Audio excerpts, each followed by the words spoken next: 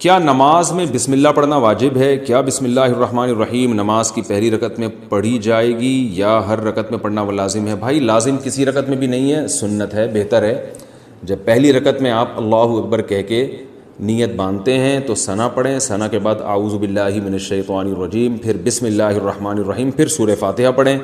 سورہ فاتحہ کے بعد اگر آپ درمیان سے کہیں سے تلاوت کر رہے ہیں سورت کے تو پھر بسم اللہ نہ پڑھیں، اگر سورت کے شروع سے تلاوت کر رہے ہیں تو پھر بسم اللہ الرحمن الرحیم دوبارہ پڑھیں، اور جیسے الم تر کیف فعل ربک پڑھ لی یا قل اللہ پڑھ لی تو سورت شروع کرنے سے پہلے بسم اللہ پڑھیں آپ، سنت ہے۔ پھر جب دوسری رکعت کے لیے آپ کھڑے ہوں گے تو پھر سورہ فاتحہ سے پہلے بسم اللہ، اور پھر جب سورہ فاتحہ پڑھ کے نئی سورت شروع کریں گے تو بسم اللہ۔ اگر سورت شروع نہیں کرتے، قرآن کے درمیان سے پڑھتے ہیں تو پھر بسم اللہ نہ پڑھیں، کیونکہ بسم اللہ سورت شروع کرنے سے پہلے پڑھنا سنت ہے۔ تو چاہے سورہ فاتحہ ہو یا کوئی نئی سورت ہو، اس سے پہلے بسم اللہ عام حالات میں بھی پڑھنی چاہیے اور نماز میں بھی۔ ہاں سورہ توبہ جب آپ پڑھیں گے تو پھر اس سے پہلے بسم اللہ الرحمن الرحیم نہ پڑھیں آپ، لیکن یہ واجب نہیں ہے، میں نے بتایا سنت ہے، چھوٹ جائے تو کوئی گناہ نہیں ہے۔ نماز میں سجدہ تلاوت کے بعد قراءت کیسے شروع کریں؟ کیا نماز میں سجدہ تلاوت سے اٹھنے کے بعد تسمیہ پڑھ کر تلاوت شروع کریں گے یا بغیر تسمیہ پڑھے؟ آمنہ صاحبہ، سجدہ تلاوت جب نماز میں کرتے ہیں نا تو اٹھنے کے بعد بغیر بسم اللہ کے جہاں سے چھوڑا ہے وہیں سے شروع کر دیں۔ البتہ اگر کوئی نئی سورت شروع ہو رہی ہے تو پھر بسم اللہ پڑھنی چاہیے۔ فجر سے پہلے نوافل پڑھ سکتے ہیں، فجر کی نماز کے بعد کوئی نفل نہیں پڑھ سکتے، صرف قضا نماز پڑھ سکتے ہیں، لیکن کیا فجر کا وقت داخل ہونے کے بعد فجر کی نماز سے پہلے کوئی نفل پڑھ سکتے ہیں جیسے تحیۃ الوضو وغیرہ؟ امت اللہ صاحبہ شکارپور سے۔ دیکھیے تہجد کا وقت جب ختم ہوتا ہے تو پھر اشراق تک رسول اللہ صلی اللہ علیہ وسلم سے صرف فجر کی 2 سنتیں اور 2 فرض پڑھنا ثابت ہے، حالانکہ آپ صلی اللہ علیہ وسلم نوافل پر نماز پہ بہت حریص تھے۔ تو اس سے علماء نے استدلال کیا کہ نبی اتنے زیادہ نماز پہ حریص ہونے کے باوجود، اتنا زیادہ آپ کو نماز کا شوق تھا، اس کے باوجود آپ صلی اللہ علیہ وسلم نے صرف 2 سنتیں اور 2 فرض پڑھی ہیں۔ تو علماء کہتے ہیں اس سے پتہ چلتا ہے کہ صرف یہی پڑھی جائیں گی، اس کے علاوہ پڑھنا مکروہ ہے، ناپسندیدہ ہے۔ تو جب صبح صادق کا وقت شروع ہو جائے تو آپ پھر کوئی نوافل نہیں پڑھ سکتے سوائے فجر کی 2 سنتوں کے۔ البتہ وہ نوافل جن کا کوئی سبب ہو، جیسے کسی نے وضو کیا ہے تو تحیۃ الوضو پڑھنا، یا مسجد میں داخل ہوا تو تحیۃ المسجد پڑھنا، تو یہ امام شافعی اور دوسرے امام احمد بن حنبل کے نزدیک تو یہ جائز ہے، لیکن امام ابو حنیفہ کے نزدیک یعنی حنفیہ کے نزدیک یہ بھی جائز نہیں ہے، کیونکہ وہ کہتے ہیں یہ بھی نوافل ہے۔ تو یہ جو حدیث میں آتا ہے جب تم میں سے کوئی مسجد میں داخل ہو تو بیٹھنے سے پہلے 2 رکعت پڑھے یا وضو کرے تو 2 رکعت پڑھے، تو یہ جو حدیث میں آتا ہے وہ کہتے ہیں اس سے وہ اوقات مراد ہیں جن میں نوافل پڑھنا مکروہ نہیں ہے۔ تو چونکہ فجر کی 2 سنتوں کے علاوہ نبی سے اور کچھ نماز ثابت نہیں ہے، تو اس لیے نہ اس میں تحیۃ المسجد پڑھی جائے گی، نہ تحیۃ الوضو حنفیہ کے نزدیک، اور عرب علماء کے نزدیک پڑھی جائے گی۔ تو اس لیے کہا جاتا ہے کہ ایک فقہ کو فالو کریں اور پھر سارے اسی کے مسائل پر عمل کریں اور دوسرے پر طنز و تشنیع نہ کریں۔ ہر ایک کے پاس دلیل ہے اور ہر ایک اس سے استدلال کر رہا ہے۔ تو حنفیہ کے جو فقہ حنفی کو فالو کرتے ہیں، بر صغیر میں زیادہ تر لوگ فقہ حنفی کو ہی فالو کرتے ہیں، تو اس لیے وہ نہ کریں یہ کام۔ دونوں کے پاس دلائل ہیں، دونوں کے پاس حدیثیں ہیں۔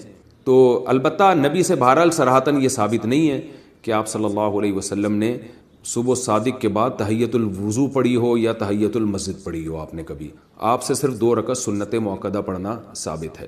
ہاں اس سنت میں ہی تحیۃ الوضو کی نیت کی جا سکتی ہے، تحیۃ المسجد کی نیت بھی کی جا سکتی ہے۔ آپ جب مسجد میں آئے تو آتے ہی فجر کی 2 سنتیں جو آپ پڑھیں گے تو اسی میں تحیۃ الوضو کی نیت بھی کر لیں، تحیۃ المسجد کی نیت بھی کر لیں، تو ایک تیر سے 3 شکار ہو جائیں گے، ثواب ملے گا آپ کو۔ لیکن جو فضیلت ہے وہ کہاں رونے کی ہے؟ ذکر اللہ خالیاً، خلوت میں، تنہائی میں اللہ کو یاد کر کے روئے۔ تنہائی میں جب اللہ کو یاد کرے گا تو رونا 2 وجہ میں سے ایک وجہ سے آئے گا۔ کیوں اتنی فضیلت ہے میں یہ اس لیے عرض کر رہا ہوں، یار اس کی آواز بہت کم ہے، صحیح اسپیکر کی آواز، تو 2 وجہ میں سے ایک وجہ سے رونا آئے گا اس کو۔ انسان جب اللہ کے سامنے روتا ہے تو یا تو محبت میں روئے گا یا خوف سے روئے گا۔ بس یہ ویسے ہی ٹھیک تھی بھائی، یہ اسپیکر کے علاوہ جتنی چیزیں وہ سب بجنا شروع ہو گئی۔ تو یا تو اللہ کے خوف سے روئے گا یا اللہ کی محبت میں روئے گا۔ سمجھ رہے ہیں بات کو؟ بھائی کیوں روئے گا تنہائی میں؟ پبلک تو دیکھ نہیں رہی، اللہ کے خوف سے روئے گا یا اللہ کی محبت؟ یہ دونوں چیزیں، یہ جو رونے کی فضیلت ہے نا تنہائی میں، یہ اس لیے نہیں کہ فلاں جگہ رشتہ نہیں ہو رہا تو پھوٹ پھوٹ کے رو رہا ہے دعا میں کہا شادی کرا دے، اور کہا کہ بھائی میں نے اللہ کو یاد کیا اور مجھے رونا آ گیا، اب میں بھی اللہ کے عرش کے سائے میں قیامت کے دن کھڑا ہوں، نہیں ہوں گے۔ ویسے ٹھیک ہے رونا آ گیا، وہ ٹھیک ہے، رو رو کے دعا مانگے، کچھ بھی مانگے، کہیں رشتہ کرنا ہے وہ بھی مانگ سکتے ہیں، رو رو کے مانگے، جائز ہے، رو کے دعا کریں گے تو چانس زیادہ ہے۔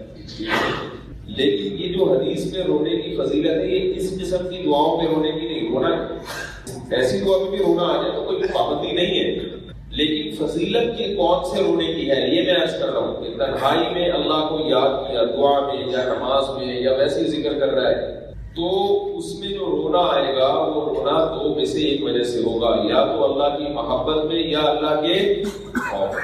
اور محبت اور خوف یہ دو چیزیں جب انسان کی زندگی میں ہوتی ہیں تو پھر وہ دل جمعی سے کام کرتا ہے۔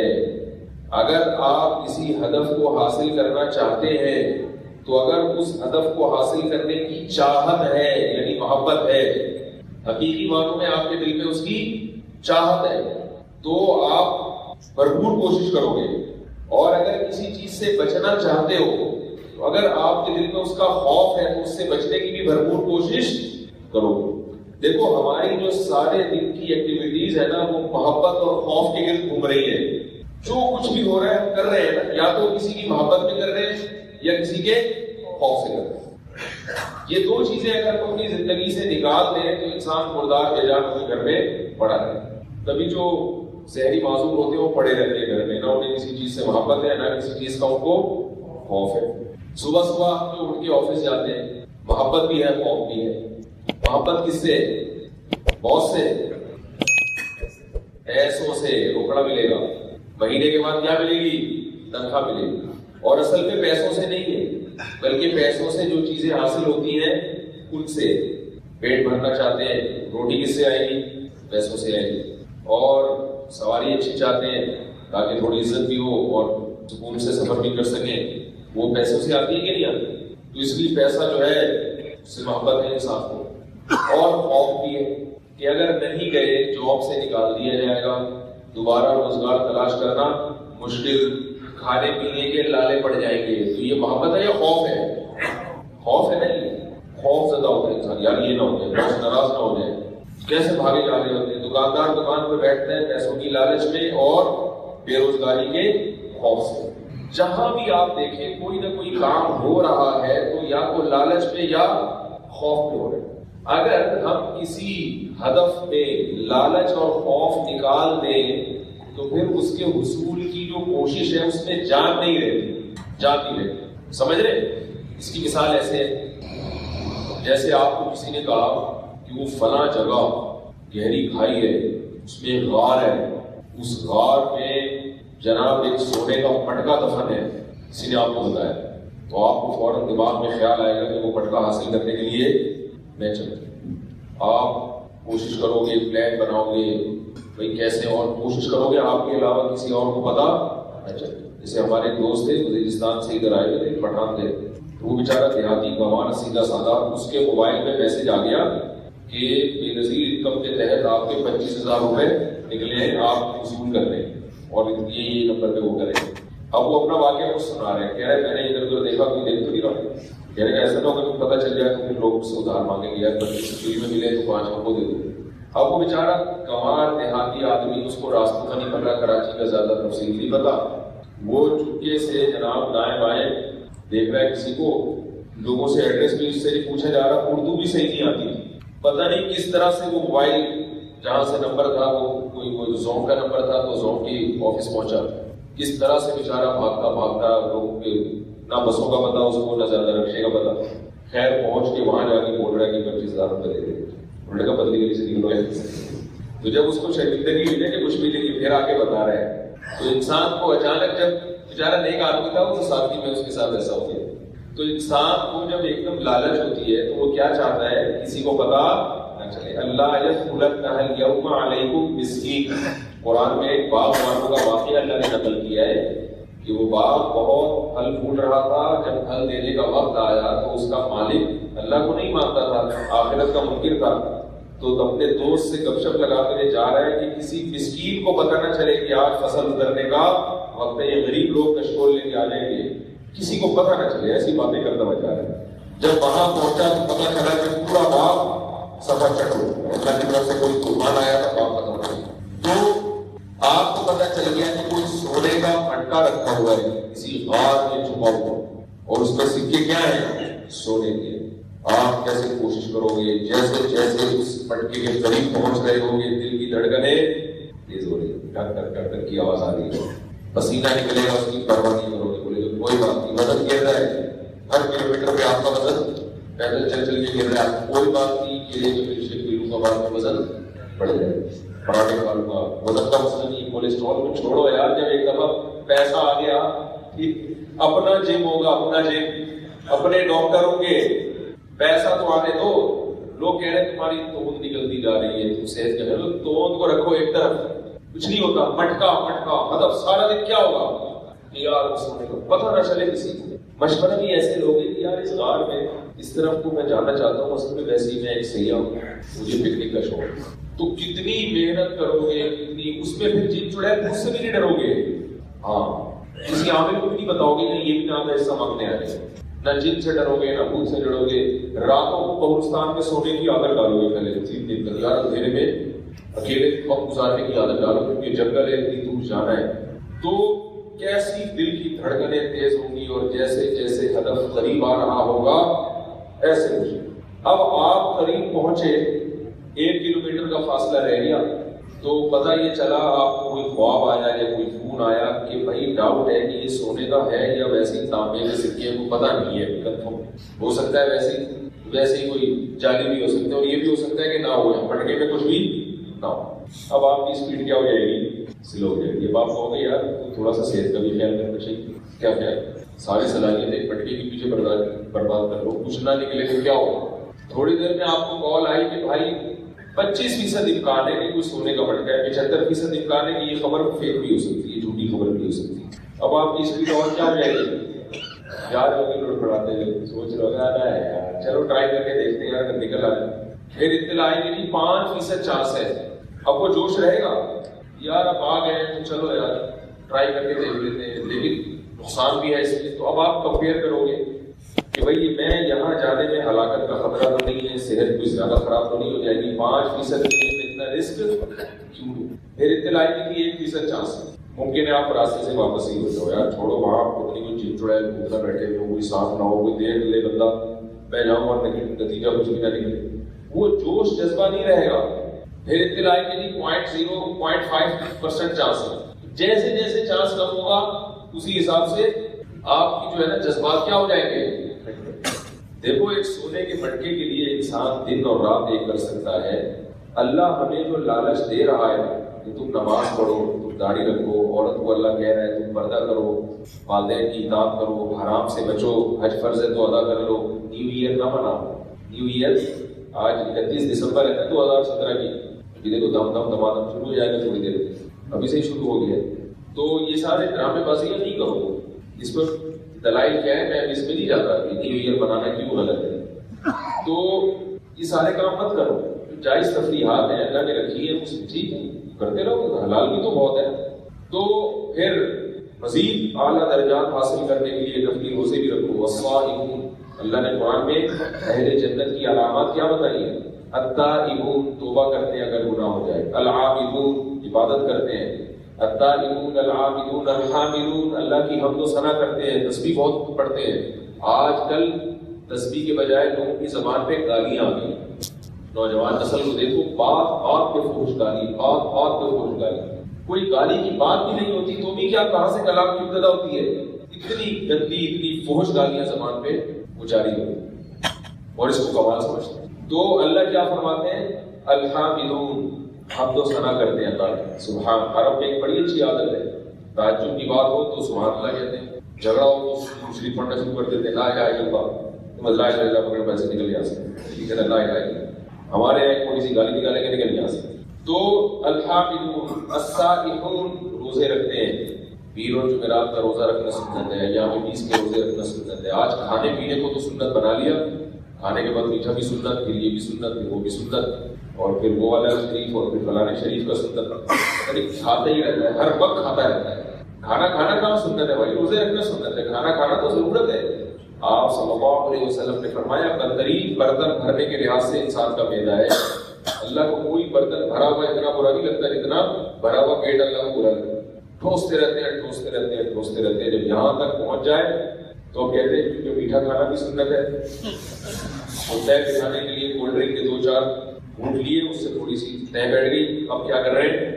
میٹھا کھا رہے ہیں، پھٹ پھٹا کے پھر بن جاتے ہیں ایک دھماکے کے ساتھ. سنت پوری کی اور دنیا سے ہمیشہ کے لیے چلے گئے.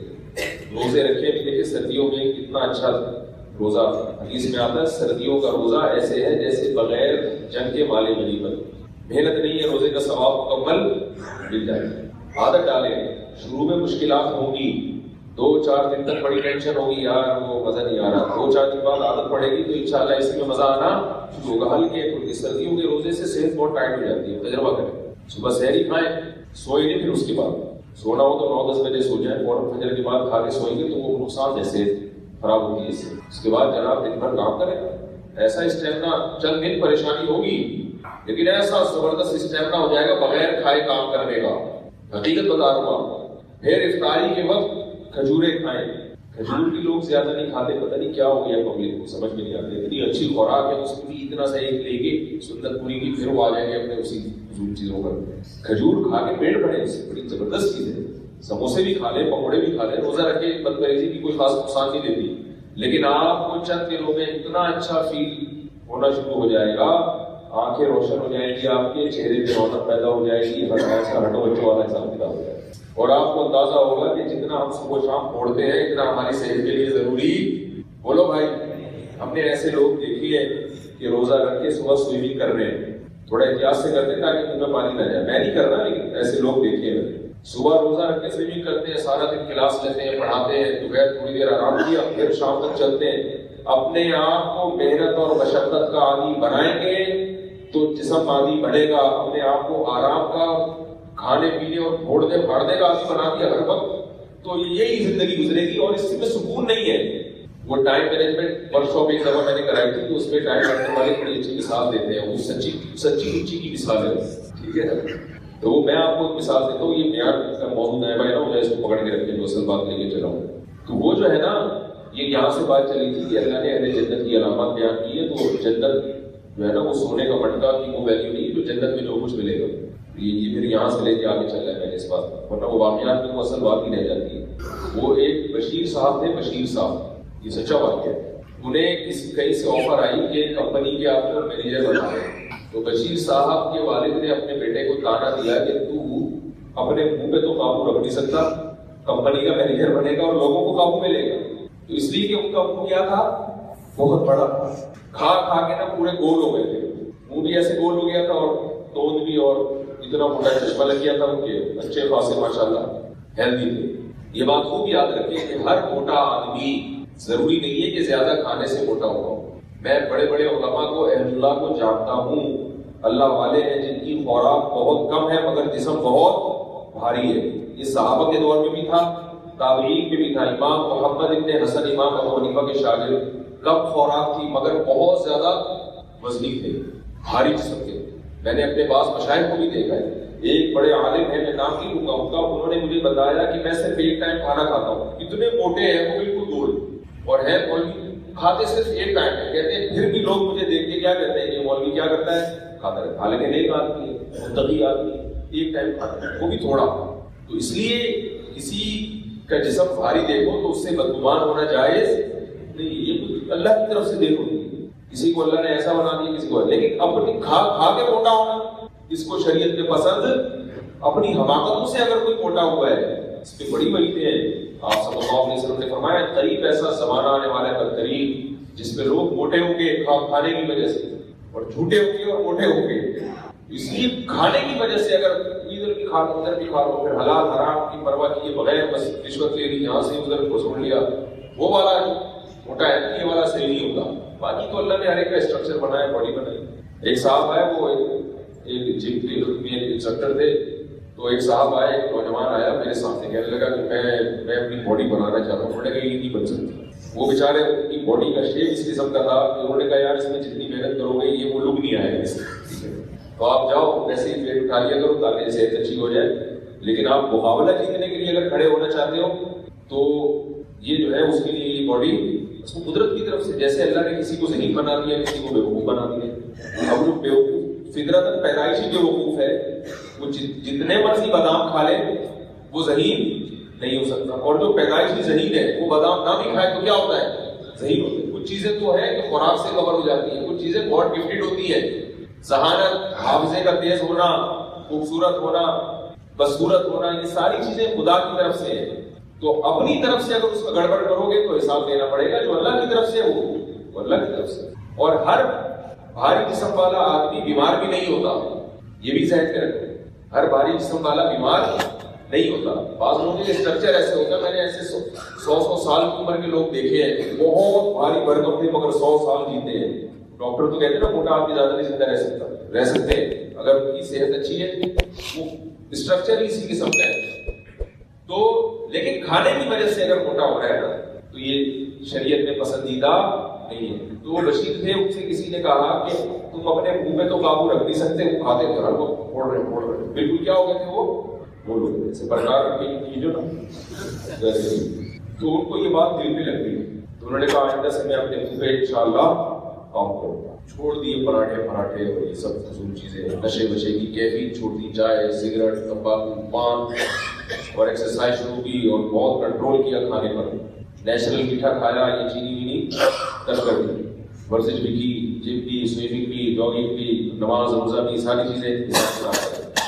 اللہ کی قدرت تھوڑے دن میں سمٹ کے کیا ہو گئے فٹ فاٹ. تو ان کو ڈاکٹر نے کہا کہ آپ نے شوگر ہونے والی تھی آپ کو، جس شوگر کو آپ نے 30 سال آگے دھکیل دیا ہے.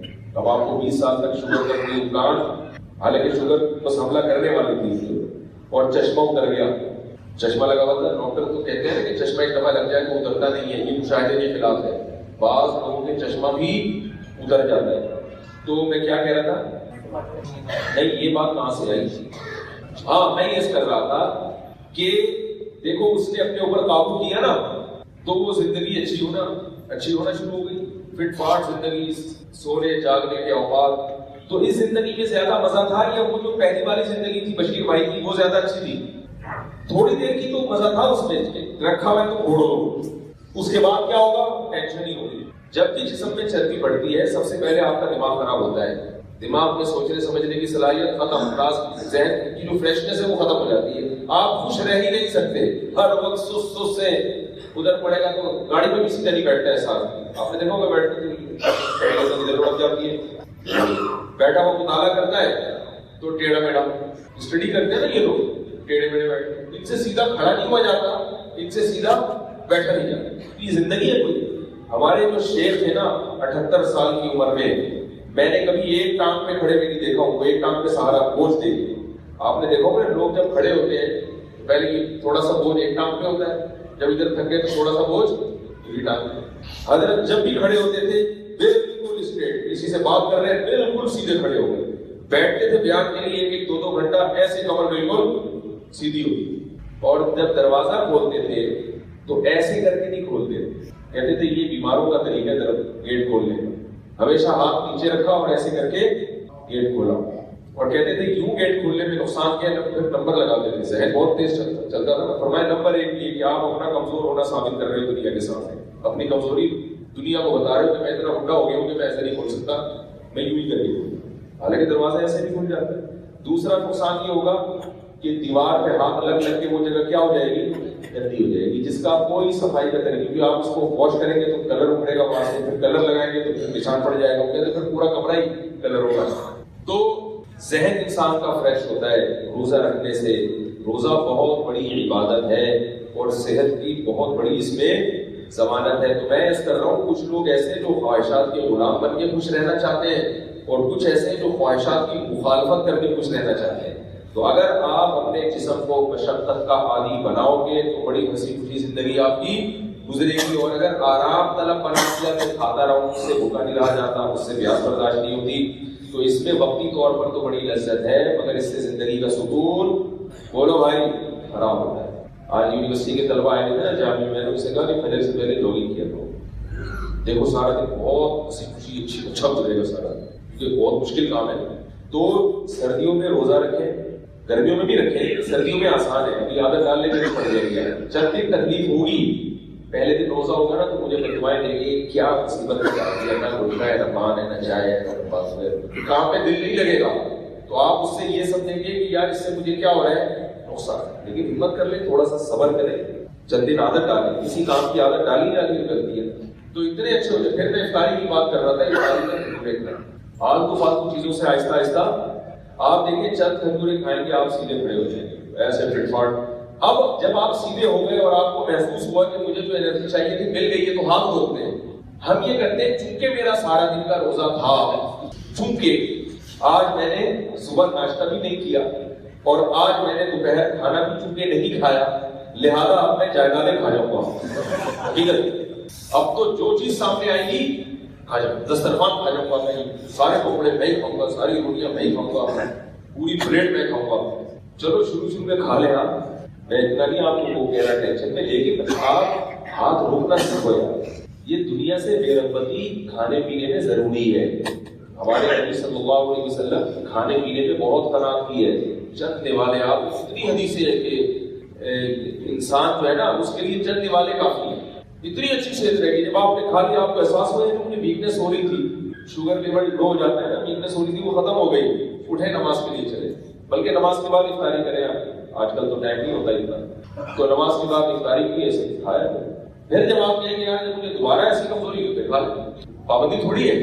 ہم چاہتے ہیں کہ ایک ہی دفعہ میں کیا کریں، ٹھوسیں، پھر کیا ہوتا ہے مگرمچھ کی طرح ٹھوس کے نا وہ حالت ہوتی ہے جو منگو پیر کے مگرمچھ کی حالت یاد کرتے ہیں، ان کی منتیں لوگ پورے کرنے کے لیے سلاخوں سے پورے گوشت ٹھوس رہے ہیں اور وہ الٹے پڑے ہوئے ہوتے ہیں، ایسی زندگی گزر رہی ہے ان کی، کوئی ہوش نہیں ہے، کھا کھا کے ان میں چربی جمع ہو گئی، وہ کھا نہیں رہے ہوتے، کہتے ہیں یار بڑھ جائیں گے، لوگ کہتے ہیں منت پوری کر دی سلاخوں سے گوشت میں ڈالا۔ ہمارے استاد کہتے تھے یہ جو مقولہ ہے نا، اللہ جب کسی کو رزق دیتا ہے تو چھپڑ پھاڑ کے دیتا ہے، یہ ہم نے اللہ کی قدرت دیکھی ہے منگو پیر کے مگر باقی ان کو رزق مل رہا ہے چھپڑ پھاڑ کے، نہیں چاہ رہے مگر ٹھوسنا چاہ رہا ہے، تو ان کی کوئی زندگی ہے نہ چل سکتے ہیں نہ ہل سکتے۔ یہ جو گھوڑا ہے نا، گھوڑا پہلے زمانے میں عرب لوگ کیا کرتے تھے، گھوڑا جب سست ہو جاتا تھا اور وہ جنگوں میں پھرتی ختم، اس کو بھوکا رکھتے تھے تاکہ اس کی چربی کیا ہو، کھلے، پھر وہ پھرتیلا بنتا تھا، ایک دم سلک اسپاٹ بنتا تھا، پھر وہ چلا کے لگاتا تھا، ورنہ اس کو کھلاتے رہو وہ کیا ہو جاتا تھا، میں نہیں جا رہا بھائی، اس کو تھوڑے بیٹھے ہوئے چل میں جایا میں نہیں جا رہا۔ تو چست آدمی خوش رہتا ہے، نماز میں بھی دل لگتا ہے اور نیند بھی آپ کی کم ہو جائے گی، زیادہ سونا بھی نہیں پڑے گا، وہ بھی ٹائم آپ کا بچ جائے گا، جتنا زیادہ کھاؤ گے اتنا زیادہ سونا پڑے گا، کیونکہ نیند ہے تو کھانے کو ہضم کرتی ہے، جو زیادہ کھائے اور کم سوئے وہ بیمار ہو جاتا ہے، اور کم کھاؤ گے تو کم انشاءاللہ تازگی حاصل ہو جائے گی۔ تو اللہ نے قرآن کیا، لیکن ہم نے روزہ رکھنا ہے اللہ کو خوش کرنے کے لیے۔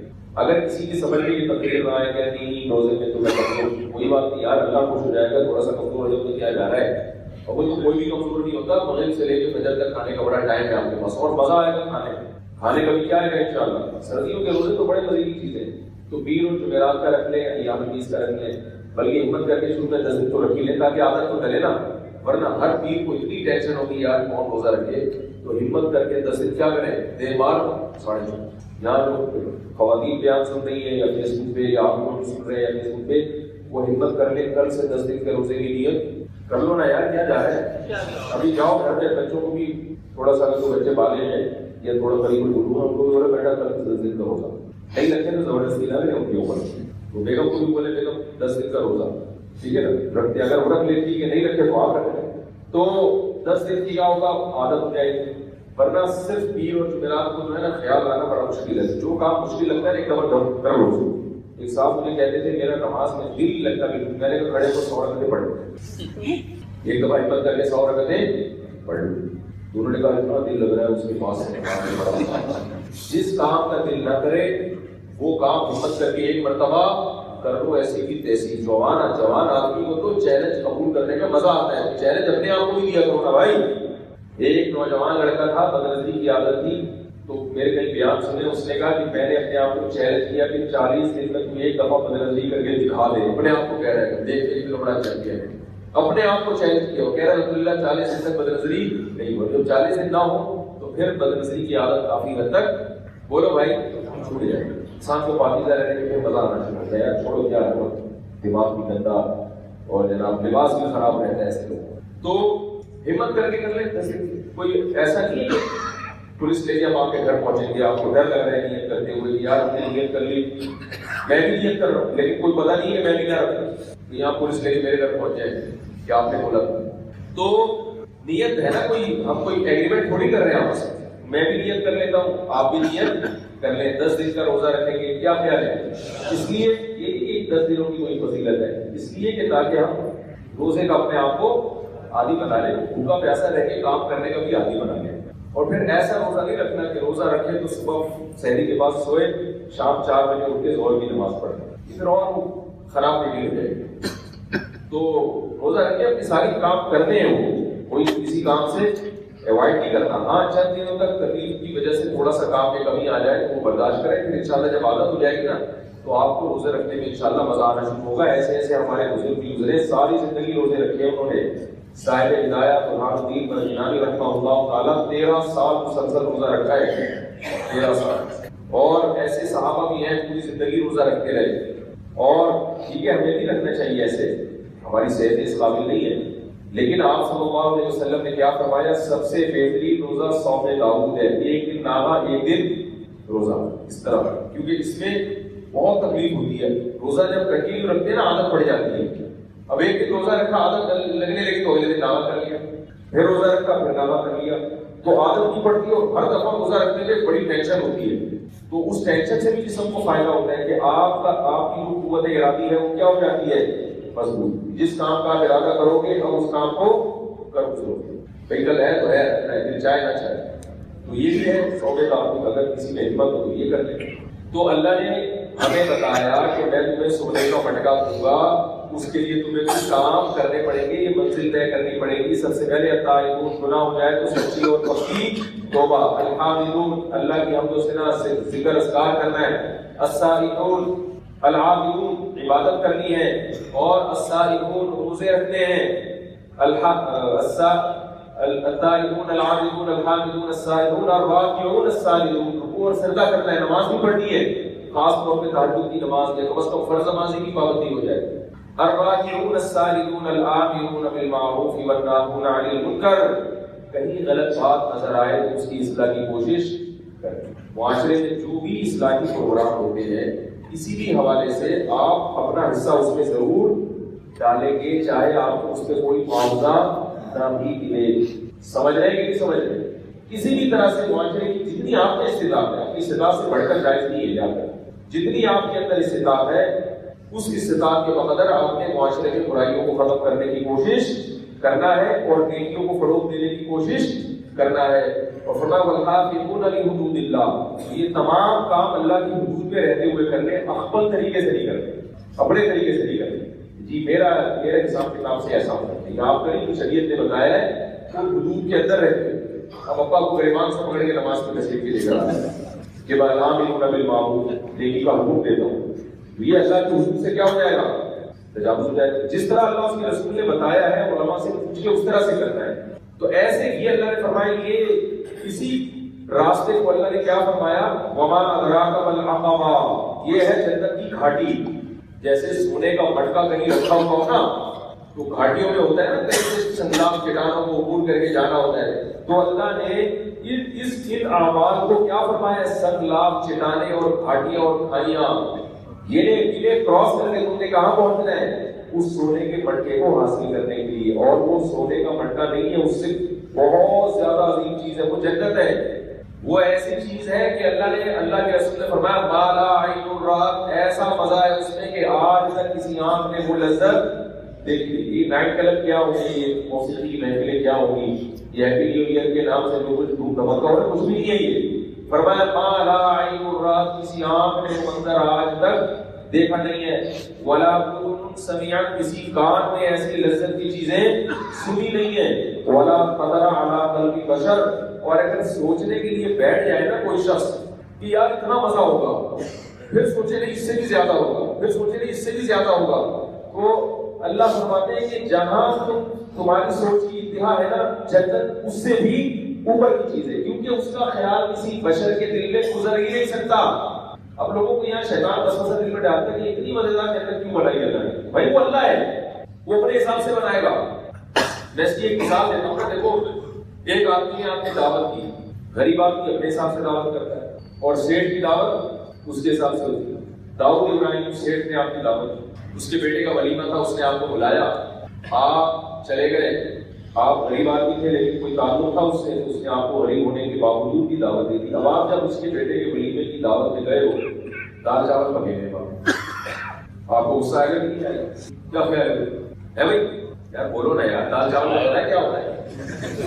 دال چاول بنے ہیں وہاں، کھچڑی بنی ہوئی ہے، آپ سیٹھ آدمی سے بولو گے یار یہ کیا مذاق ہے یار، اتنے بڑے سیٹھ ہو دال چاول کھلا کر، ہم تو آئے اس چکر میں تھے یار، آج تو ولیمے کا جو لک ہے وہ تو آج تک ایسا ولیمہ آپ نے کبھی دیکھا ہو گئی، تو کیا اپنی اوقات کو دیکھو، تمہیں تو گھر میں یہ بھی میسر نہیں ہے، میں نے تو پھر دال کے ساتھ تھوڑا پیاز ٹماٹر کا تڑکا بھی لگا دیا، سلاد تو رائتا وغیرہ بھی لگی ہے، تو گھر میں یہ بھی کھاتے، تو تمہیں میں تمہاری اوقات سے پھر بھی اچھا کھلا رہا ہوں، تو آپ سے کہو گے بھائی ٹھیک ہے ہماری اوقات سے اچھا کھلا رہے ہو، آپ کا بہت شکریہ، لیکن ہمیں آپ سے یہ توقع، ہمارا خیال تھا کہ آپ کا ولیمہ ہے وہ آپ کے حساب سے ہوگا، ہمارے حساب سے جو آدمی دعوت کرتا ہے وہ اپنے حساب سے کرتا ہے، وہ مہمان کے حساب سے نہیں کھلاتا۔ مہمان کون آ رہا ہے وہ دیکھتا ہے کہ میں کیا کر سکتا ہوں، مہمان کی بھی رعایت ہوتی ہے اس میں، لیکن اپنا بھی ہوتا ہے کہ میں کس لیول کا آدمی ہوں۔ تو جب داؤد ابراہیم یہ کام نہیں کر سکتا یا کوئی بھی سیٹھ یہ کام نہیں کر سکتا، کیوں؟ اس لیے نہیں کرے گا کہ وہ کنجوسی اور بخل کا طعنہ برداشت وہ یہ کبھی نہیں برداشت کرے گا کہ لوگ میری دعوت کھا کے جائیں اور باتیں بنائیں، سنتے تھے بڑا سیٹ ہے، کھلاتا کیا ہے؟ پاپے چائے میں ڈبو کے رکھے ہوئے، اسے ڈبو کے کھانے کا اپنا مزہ ہے، اور لکھا میں ڈبو کے کھانے کا بہت مزہ ہے، پاپے پہ ڈبو کے کھانے۔ تو میرے بھائی جب کوئی ایک انسان جو فطرتاً کنجوس ہے، اللہ نے فرمایا کہ انسان تو بخیل ہے، اس کو تو خرچ کرنے میں ڈر لگتا ہے، اللہ فرماتے ہیں کہ انسان کو وہ سارے خزانے دے دوں نا جو میرے پاس ہے، تو بھی انسان اس کو روک لے، خشیت الانفاق کی جیسے نہیں خرچ نہ ہو جائے، اتنا کنجوس ہے انسان۔